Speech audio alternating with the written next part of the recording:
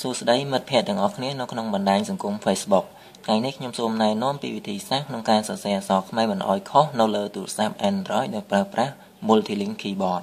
ដំបូងយើងចូលទៅកាន់ Play Store ដើម្បី download យក Multilink Keyboard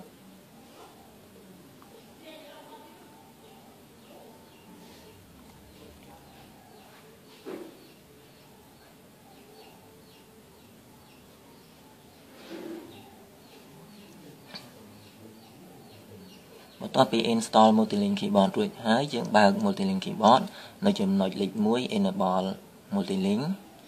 យើងចូល enable ចំណុចលេខ4 enable language យើងចូលទៅរកទៅបើកភាសាខ្មែរ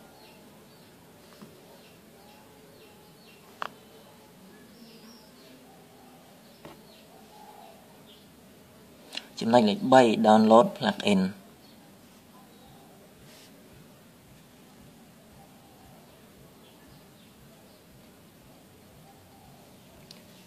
ត្រង់ចំណុច dictionary plugin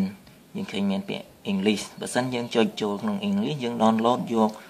dictionary English ប៉ុន្តែឥឡូវនេះយើងចង់ download យក dictionary ខ្មែរអញ្ចឹងយើងចូល other language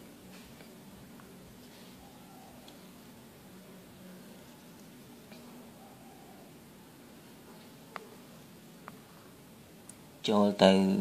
SRC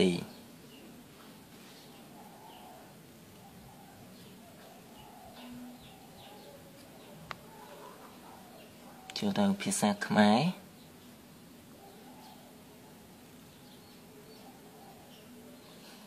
ចំណុចលេខ1 Google Play Store យើង install ខ្មែរ Keyboard plugin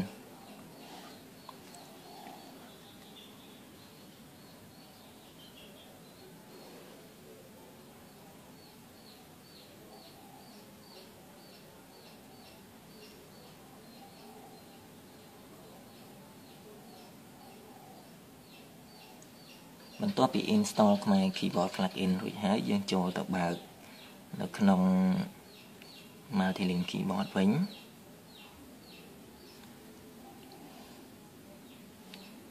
ត្រង់ចំណុចតេស្ត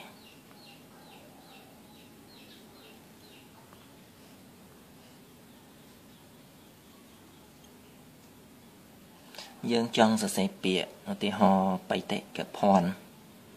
បស្រៈអេនិងតយើងគ្រាន់តែសរសេរ3អក្សរយើងឃើញមានពាក្យបេតិកភណ្ឌលោតមកនៅត្រង់ចំណុចខាងលើនេះ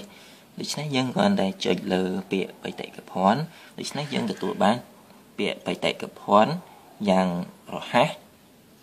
ហើយមិនខុសទៀតផងសូមបងប្អូនទាំងអស់គ្នាជួយ share វីដេអូឃ្លីបនេះ